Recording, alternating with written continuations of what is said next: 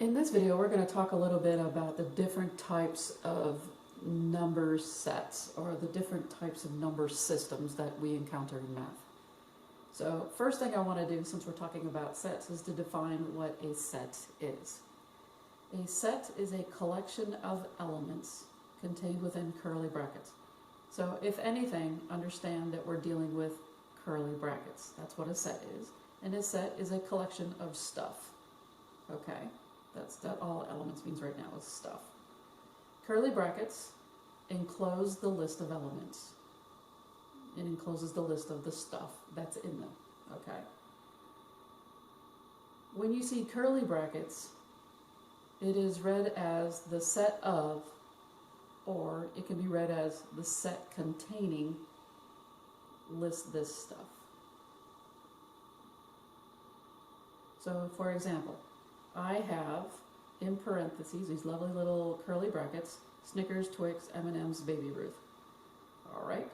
This is the set of what? Candy bars, candy, whatever you want to call it. Some people call them cookies. Whatever it is that you want to call it, that's a lot of chocolate. So, I have a set of candy bars. That's what I'm going to call it. That's how you say it. You see the parentheses or the brackets? This is a set of Snickers, Twix, M&M's, and Baby Ruth. That's how you read it. An element is the stuff. It is the member in each set. So the element in this set is Snickers.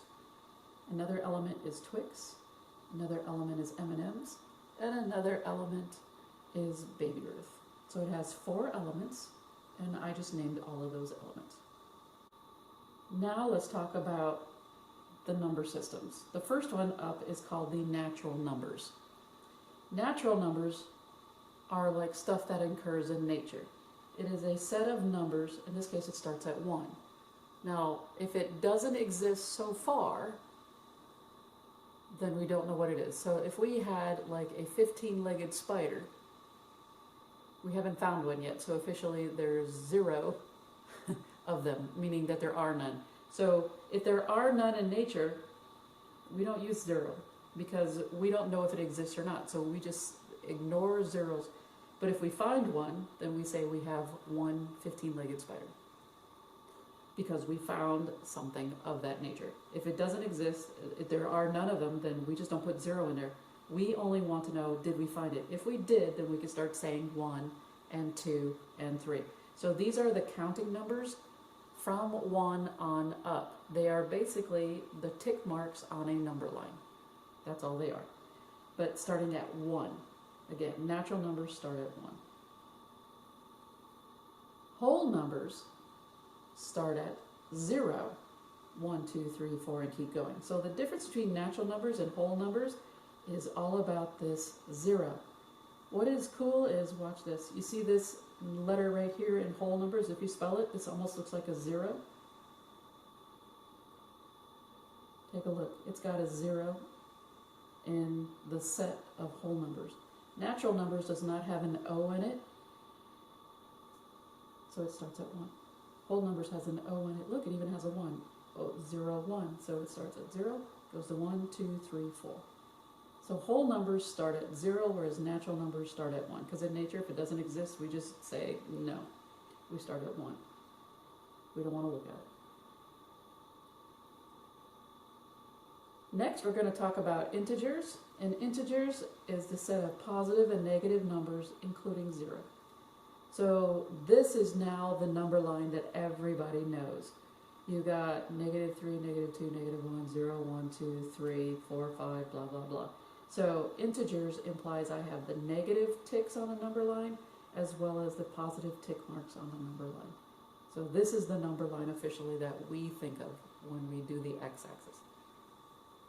Next thing that we're going to talk about are rational numbers. They are better known as fractions. These are all numbers that can be written as fractions. So if you want to memorize these, I just think of it as rational fractional. I know that seems a little weird, but rational rhymes with fractional, which are fractions. That's my world. Welcome to it. So 5 is a fraction. It can be written as 5 over 1. You got 3 over 5, negative 2 over 17, but we're talking numbers, not weird stuff, just numbers that can be written as fractions. Next definition that we're going to talk about are irrational numbers, and irrational numbers are non-repeating, non-terminating numbers. We're talking about decimals in this case. So non-repeating, non-terminating numbers, and one of those is pi. Pi has gone on forever so far. So pi, 3.14, keep going and keep going and keep going. Another irrational number is the square root of any prime number. So the square root of 2, square root of 3, square root of 5, square root of 7, square root of 11, because the square root of 9, we do know. But the square root of any prime number is an irrational number. All right, this next definition, and I know you can't see the name of it right here, so this is real numbers. This is a definition of real numbers. So real numbers, let's move it up a little bit. Real numbers is a set of all numbers that are rational numbers and irrational numbers. So real numbers are anything I have described above or discussed so far in the video. Those are all real numbers. So the irrational, the rational, the integers, the whole numbers, the natural numbers, those are all real numbers. All right? So we're talking about the entire number line, including the stuff in between the tick marks. So all the stuff between here, let's do this, here and here. So you got tick mark 1, tick mark 2, and this is the number line. We're talking about all of these, not just the tick marks, like here, okay? Not 1, not 2, but 1/2, 1/3, 1/4, 5, 6, 7, 8, all that stuff in between. In my class, we are going to use what's called a double stroke R, which looks like this. So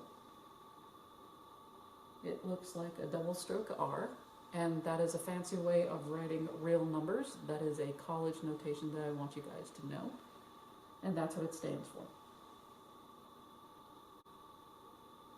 Now what I want to do is show you the representation of how it all fits together.